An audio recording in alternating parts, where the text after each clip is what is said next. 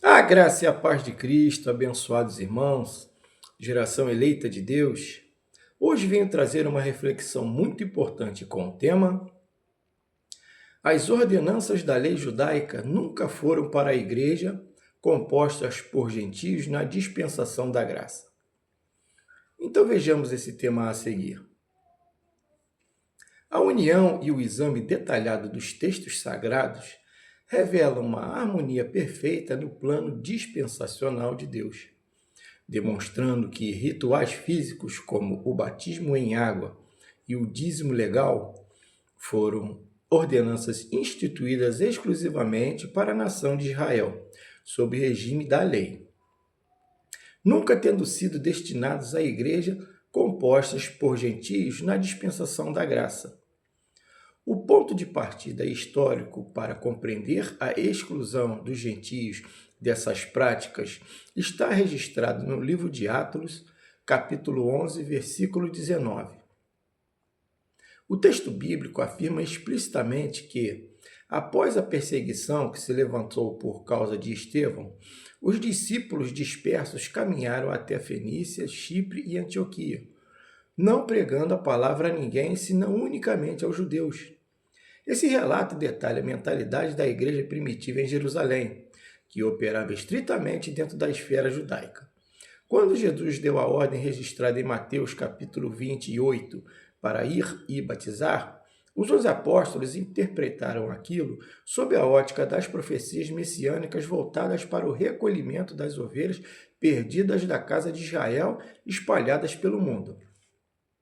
Por isso, as purificações e as abluções por meio do batismo em água continuaram sendo aplicadas apenas aos judeus, pois faziam parte do sistema de transição da lei para aquele povo. A virada teológica e a separação definitiva dos gentios desses ritos físicos ocorrem com a revelação do ministério do apóstolo Paulo, levantado especificamente para as nações.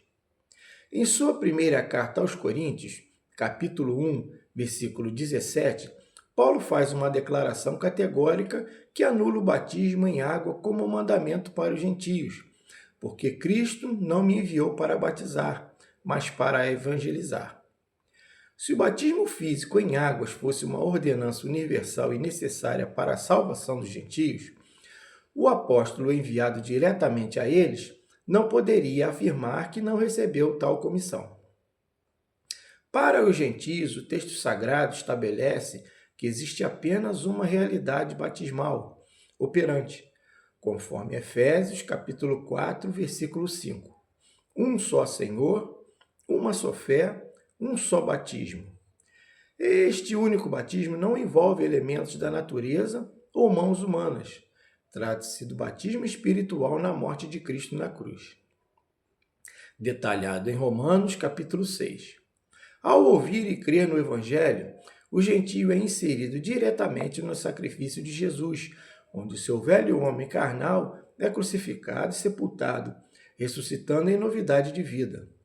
É uma fusão espiritual perfeita, onde Cristo vive em mim. Conforme Gálatas capítulo 2, versículo 20, sem qualquer dependência de águas ou de preceitos externos. Essa mesma lógica de exclusão aplica-se perfeitamente ao dízimo.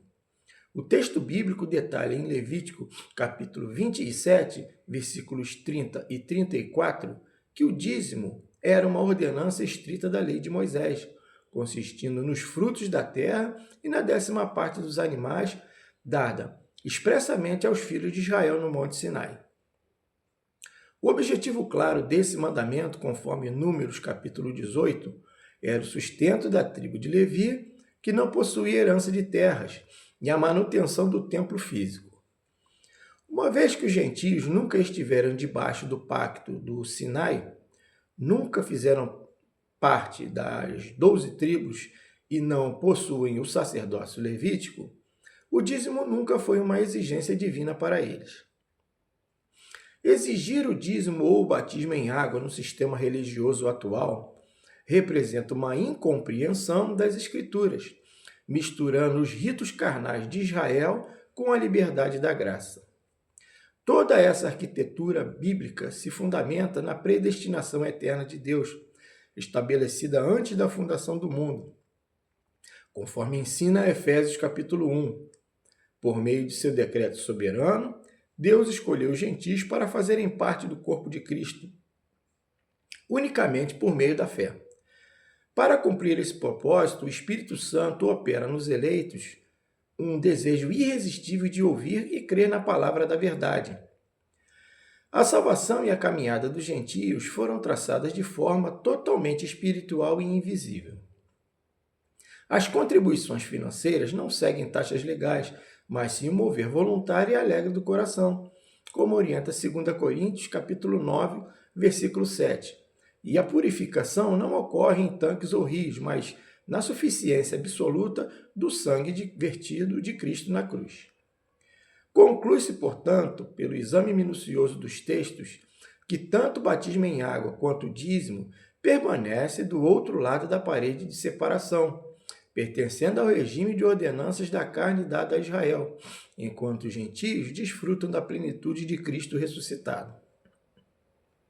Por fim, o entendimento perfeito dessa revelação culmina na verdade de que hoje não existem mais judeus e gentios perante Deus, conforme está escrito em Gálatas, capítulo 3, versículo 28, e Colossenses, capítulo 3, versículo 11.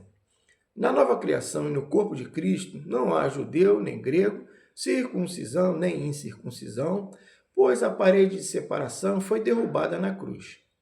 Todas as distinções raciais, religiosas e as obrigações da lei foram abolidas, e todos nós fomos feitos perfeitamente um em Cristo, que é tudo em todos. Louvado seja o nome do Senhor. Então eu deixo aqui essa reflexão muito abençoada. Medita, né, na Bíblia, os capítulos e versículos, confere, né, se os capítulos e versículos falam mesmo o que está sendo pregado aqui, para termos certeza dos que estamos vendo e ouvindo.